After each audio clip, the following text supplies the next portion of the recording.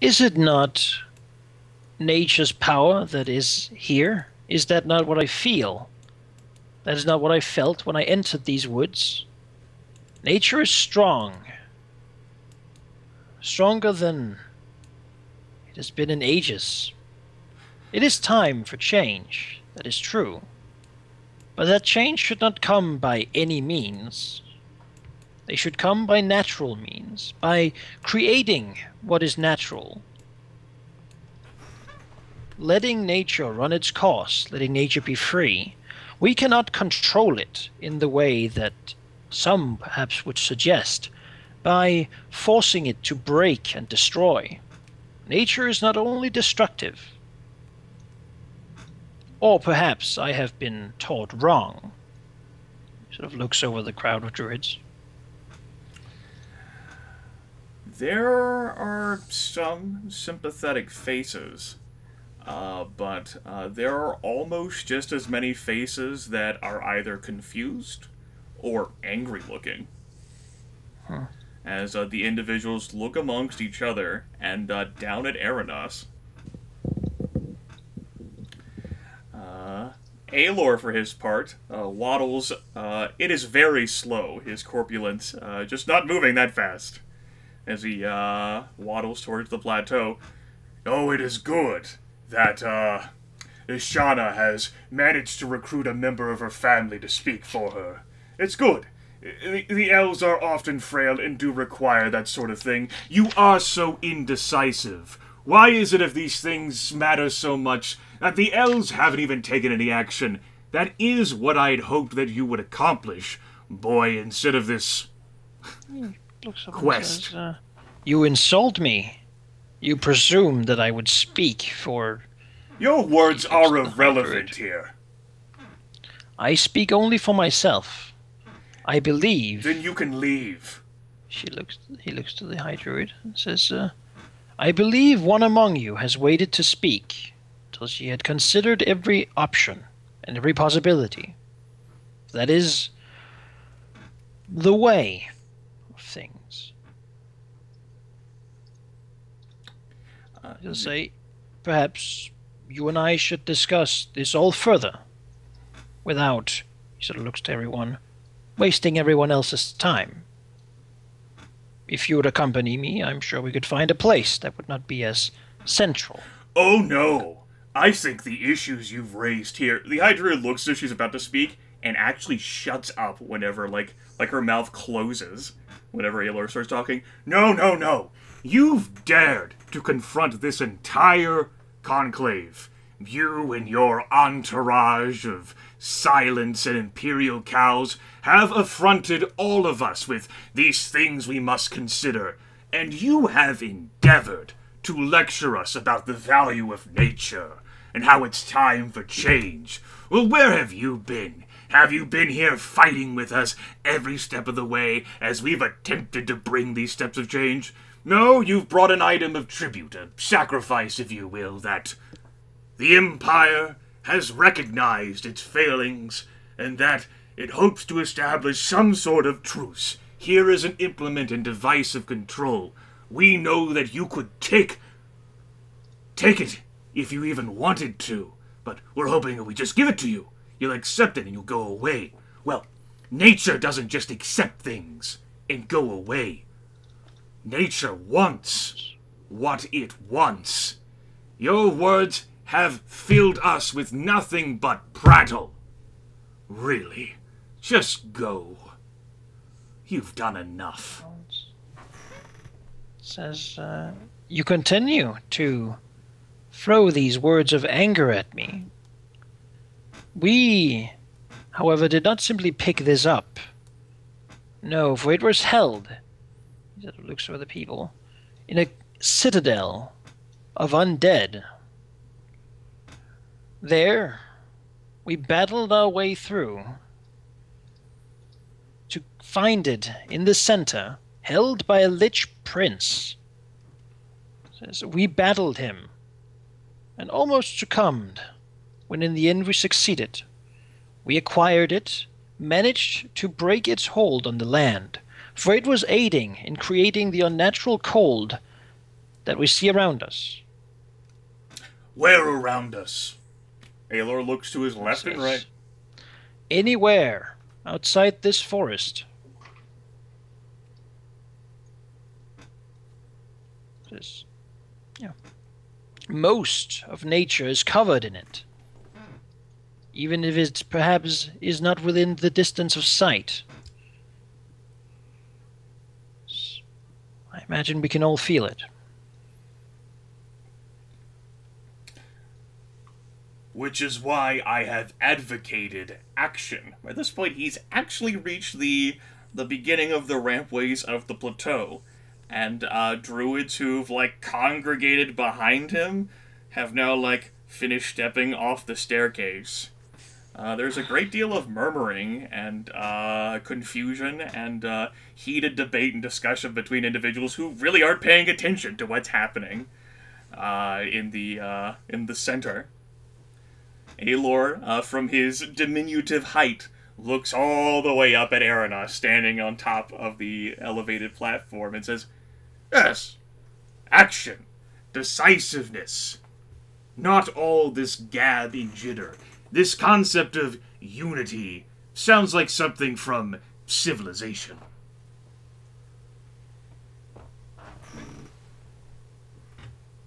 We spend too long talking about these ideas, we'll find ourselves frozen over. We should act, shouldn't we, Ashana? The High Druid, for the first time since you arrived here, nods slowly and says, "Yes, we should take action." Aranas will look to her, basically funneling all looks on him towards her. Like to give her the attention so that she may speak if she's decided to. The High Druid takes a deep breath and says, "Action is important in this particular moment, where so many things hinge on our power. We stand at the precipice of moving the entire realm, a course I have entered upon since I first took this position, much to the regret of some." And she stares down at Aelor, whom has a false smile on his face. He is glowering up at her. "Therefore, Conclave, I think our discussion should be concluded. We should settle this as the matter of druids and vote on this tonight. Whether we are to take action to aid this empire, whether we are going to sit back and let civilization fall as is its course, or whether we're going to rip it apart before turning on the undead and the unnatural cold."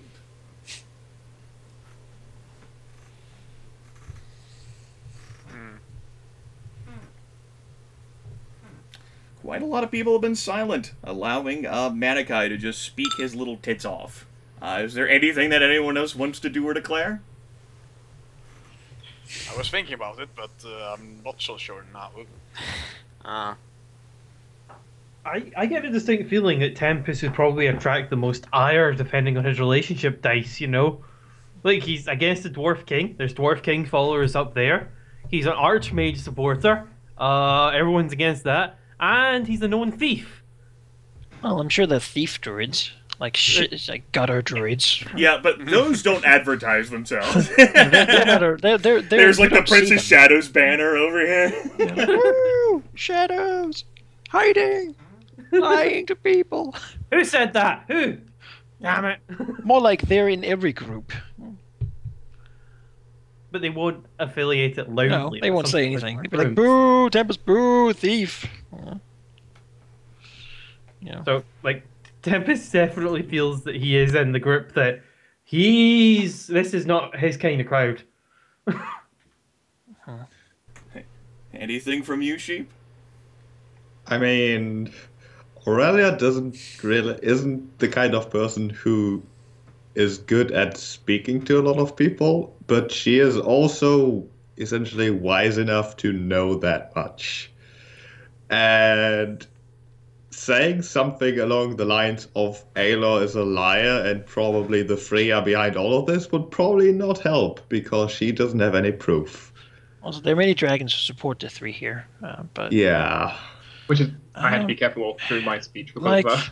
I suppose Aranas' last thing, as this is said, basically like he's being told not to speak anymore by the High Druid, but he would give Ajax a look, to see him, because he has worked with Aranas, and he seemed to act strange last time they spoke, when he learned that Aelor had worked with the intellect assassin.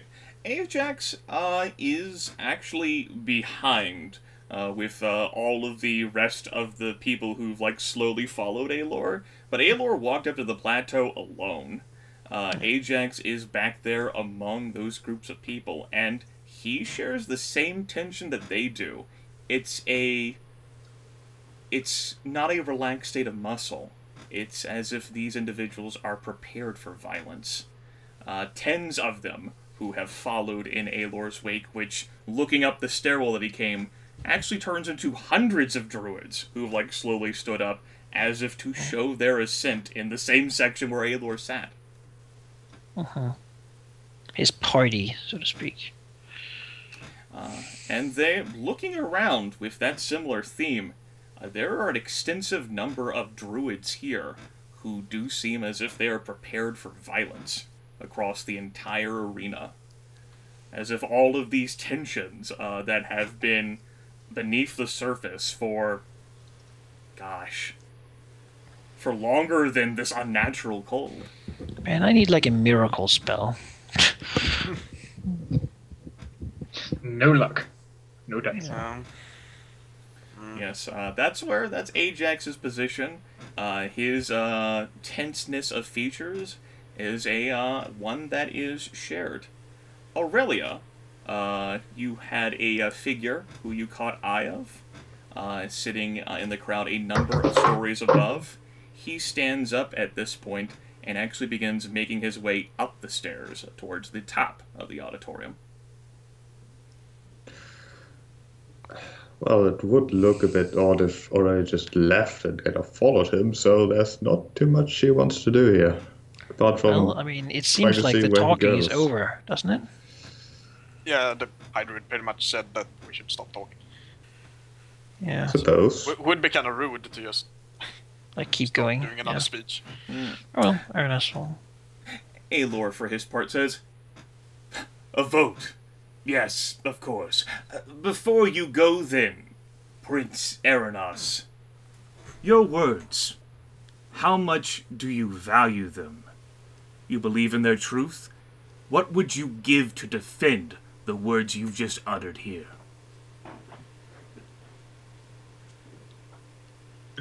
Yeah. Looks and says, I hold my word in high honor.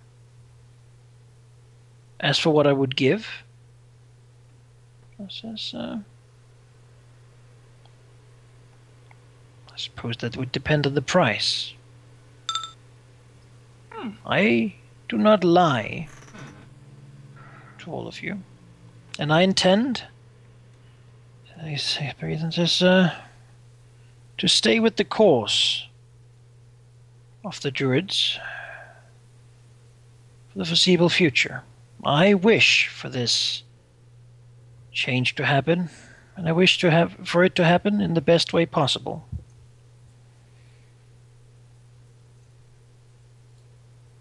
I believe a new and better world can come from it.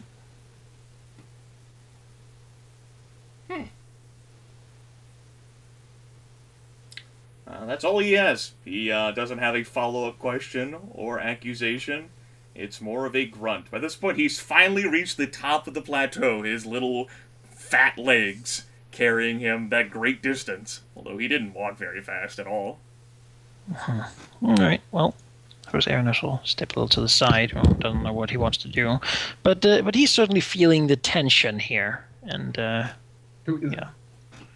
Like, if these guys are gonna begin throwing around their power, then we're in the right place, I think. Aurelia, the figure that you are attempting to follow, you try to go up like one of these stairways through like the stands to try and get up at him as he's making his way to the top of the auditorium. Well, yeah, she's not going to start jumping all over the place, so she'll take the stairs, or try to at least. Is she going to try to be subtle as she's leaving the middle of this central auditorium area? Well, let's see. You here. stop. She literally hasn't said anything at all. So many people are arguing amongst themselves. You know what? I'll fucking allow a dexterity-based skill check to try and avoid being unsettled. Despite being in this very obvious position, Aurelia hasn't attracted any attention to herself, and she could possibly get away without attracting that. She even has a magic item whose quirk is perfect for this situation, but I don't think that helps me. The magic item's just happy. Let's see, a dexterity skill check. I assume I could argue for a background as well, couldn't I? I reckon you could. This is you departing from your group in the middle of this wide open and vacated area to head for like a stairwell. I mean, blending in and kind of slipping around in a sort of urban, crowded environment is pretty much what she was trained to do and did for quite a while. There isn't always like shadows and such in cities, but there are people. And of course, moving around people usually attracts attention. But of course, she would know how to do it in a way to not to, using people as shadows as a replacement for actual shadows. So I would argue for her ex-Black Fang background. Sure. All right. Dexterity, my level. You do so well that the party doesn't notice that you're gone. Yep. They killed Aurelia! Kill them all! We're probably still talking to you there. I know, like, Aurelia, like, so much has happened during this time period, and the figure, has done a bit too, that, basically, like, during the middle of all this conversing, like, with Aelor and what have you, like, Aurelia slips away, very nimbly and quietly, with her appearance as it is, so drab and innocuous. Even scaled, she is not the most exotic creature here. And with her incredible speed, she is rather able to take these steps, sticking to shadows in archways, heading up in the direction of the figure who attracted her attention, who is just now nearing the top of the auditorium. You are still some distance away, perhaps like 30 meters down the stairs. It's quite a bit. Okay. Aurelia will continue to like pursue like her same pace. She, with that kind of role, like there might be like a few people who look at her, but they don't really pay her any mind. There's so much focus on what's happening in the middle of the arena. I mean, she's not really trying to catch the figure, just follow it and see what the hell is up. So there's no real reason to accelerate or anything. Just she wants to kind of both be aware of if anything should happen in the center stage in terms of violence, although that's probably going to be rather obvious. Yeah.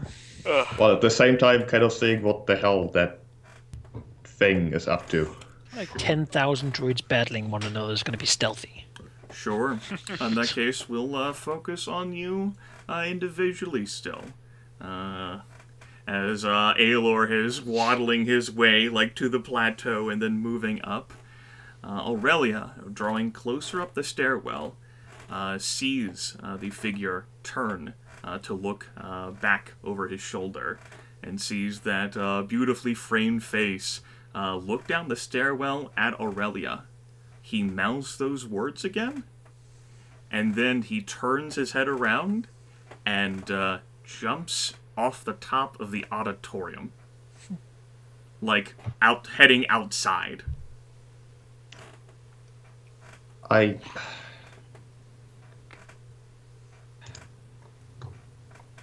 That is what? I Yes. guess. Yeah, so imagine do like an open air type of arena or whatever. He's standing at like the top of it, and he's jumping like not down the stairs at you, but at it towards the outside, towards all like the trees and At shit. the top of Colosseum, and then Yes. just like out into the air. He jumps into the air. Aurelia can't fly. Well, that's a lie, but How far? I mean, she can slow fall down the side, but Well, I like mean- dangerous for all the people down there.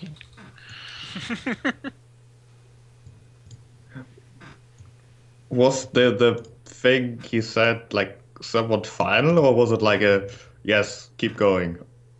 It was a repeat of what he mouthed to Aurelia the last time. There wasn't like a look of like finalization or like that peace you have before like a suicide type thing. No, that's not what I mean. But Yeah. But it was a perhaps we can have an attempt to interpret the figure's face at that moment, because you had a very good look at it. Let's have an attempt to interpret the body language. A skill Automatic. check from Aurelia right now. all right, maybe I can argue for one of my more exotic backgrounds here. Certainly, as a fledgling sketch artist, she would have studied like expressions and maybe like poses. Maybe not too intensely, since she's not you a know proper what? artist. I But love it. You can use that with your All wisdom right. modifier and level.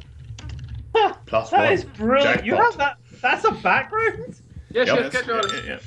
Oh boy. I love it. Not bad. That's enough. It is a look of relief, like perhaps like an unexpected relief, perhaps a wow, by the gods, I didn't know that this opportunity would come so quickly. Well, that's fucking ominous. I'm feeling that raises doesn't help you at all. So many more questions. Yes, and the figure does he vanishes like as he like jumps off, and then you see him curl up into the air. Two mammoth blue wings have sprouted from his humanoid back, ripping through the heavy cloak and robes, flapping away. Off to Aurelia's side, because she's been so aware, she hears a hiss and then a, "You're never allowed to steal my prey, whelp." And Fuck's that's sake. where we'll end the session. I don't know what any of that means. It's not good news. I think next session will be rather interesting. Yes. Definitely. If there's like any sort of actions that Geráck or Tempus or Jasmine want to take down there, I think the consensus may have been to like start like walking away from like like the pavilion, like a whole like a vote thing that's gonna happen tonight or whatever. I don't know. I just kind of want to stick to the high druid for a little while. Not being like right up her side, but kind of close. If this kinda feel wasn't the like- druids, I would probably say like socialize, but you know what? I don't think that's a good idea. Not to protect her, but to be available, I suppose. I also get the feeling that Tempus would probably have best felt trying to follow Aurelia, but Aurelia disappeared, so...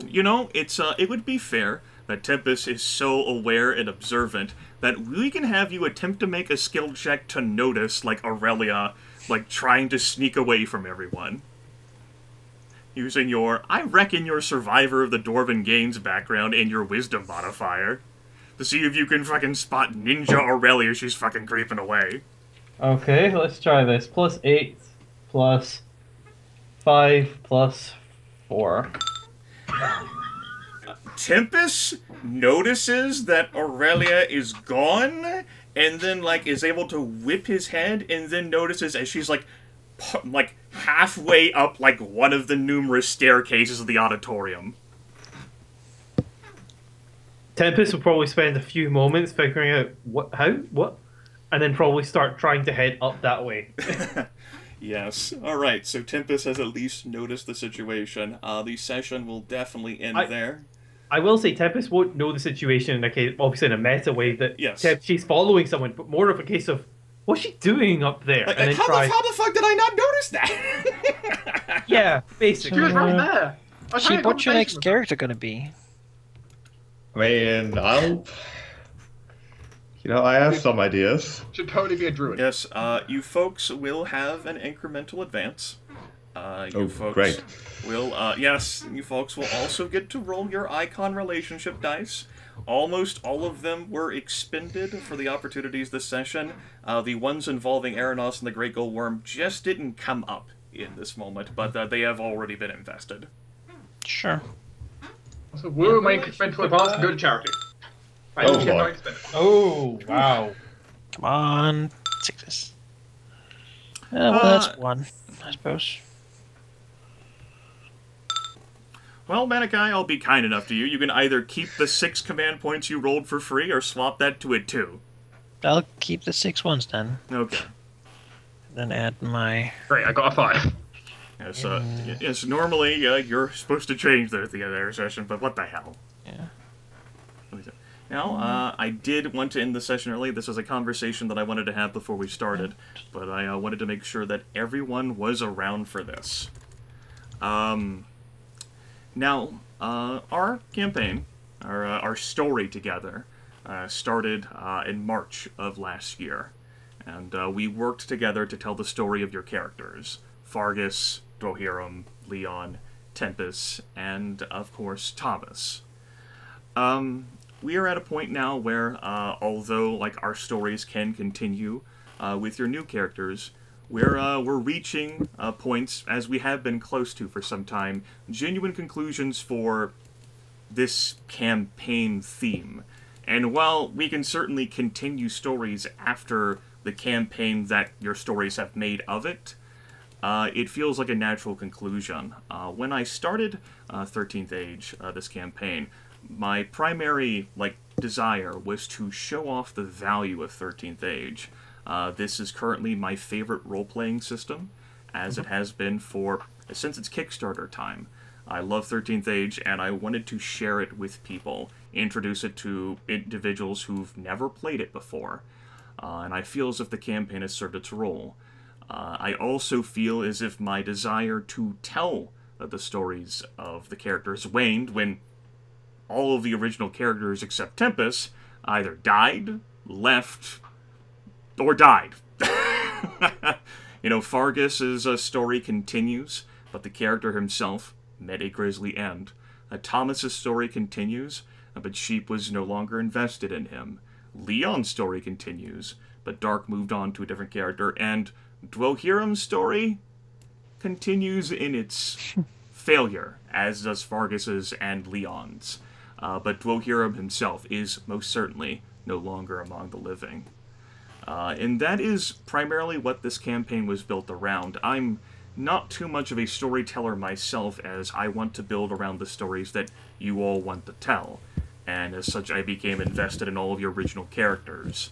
I didn't have much in mind at the start other than a contrivance for you all to be together. You all are defending this caravan traveling through the wildwood from Santa Cora to Newport.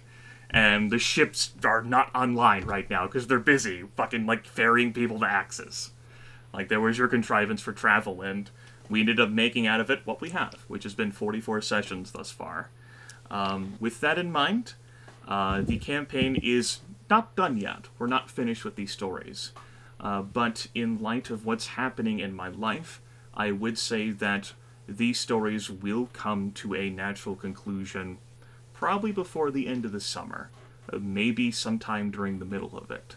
So, during the next 6, 8, 12 sessions we have together, I want each of you to start thinking about what it is you would like to see in our campaigns before these stories come to an end. Is there a story theme, or an element, or NPC interactions, or locales that you want to see before the stories of Fargus and Dwohiram and Leon and Thomas and Tempus are done, as well as the stories of Geráck and Aurelia and Jasmine and Aranas? This is a group collective moment, and it's important for me in this campaign that you all have invested so much into, that you all come out of it with not like senses of closure or peace, but that you accomplished what you wanted to in this realm. So give that some consideration. Talk about it amongst yourselves. Talk about it with me too. Whether it's you want to suddenly like turn this boat around and go to Forge, or whether you want to like drive up to like start exploring some shit, whether it's to like dig into Tempus's origins. Adventure hooks were used with your icon dice that were rolled to lay down those possibilities with you folks in the forms of telling that stuff to Aurelia and to Tempus and to Jasmine to offer like possibilities for character closure and finality. I am looking for those moments in part because although the stories could continue, I won't be too much available throughout this year to have them continue for you. I've made it pretty obvious, and I'll say it again, my father's terminally ill.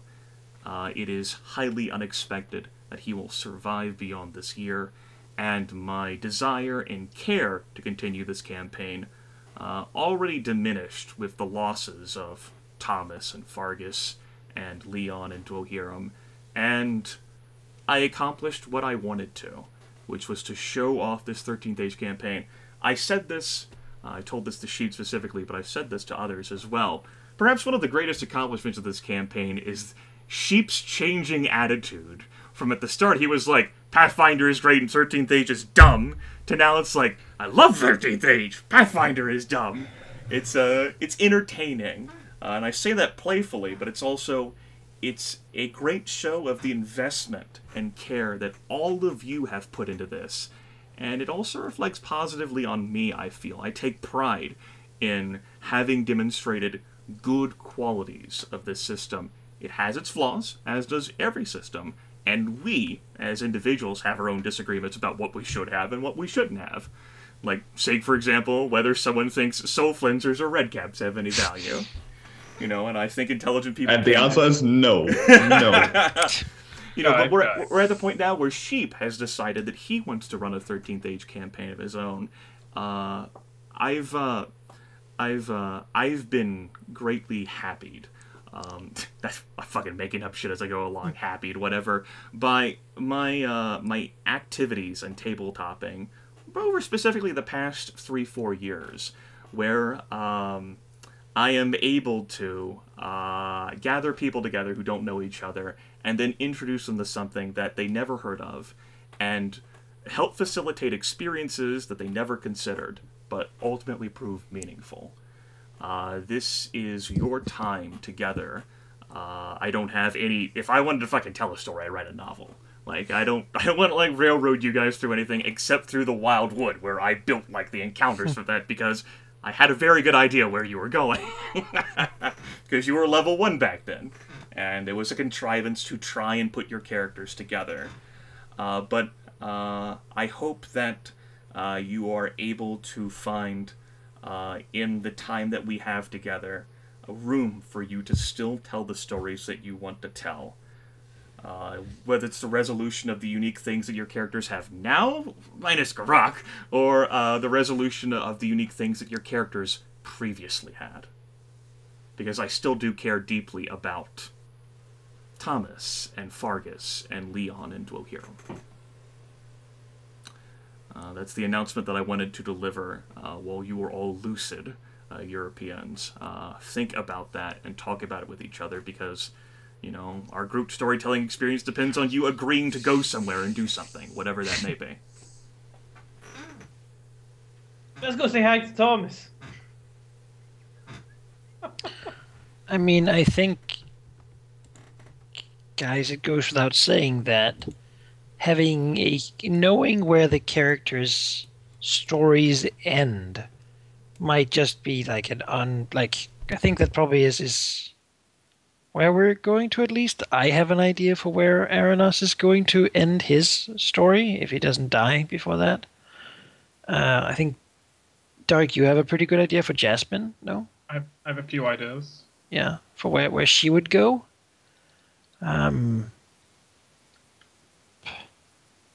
Yeah, Geráck, I suppose, has some place to end, basically. Tempus, don't know if he needs one, necessarily. Tempus be is what kind of he one of is. those characters that probably at the end Would of be. things will tip his hat and then just sort of walk off into the shadows again. Yeah. And then Oh, before really? before he walks off site, he just turns to the box and lies there. And Aurelia picks him up, and then she walks into the shadows. We see her walk into Forge. Oh, Tempus and Aurelia, the second 13th page.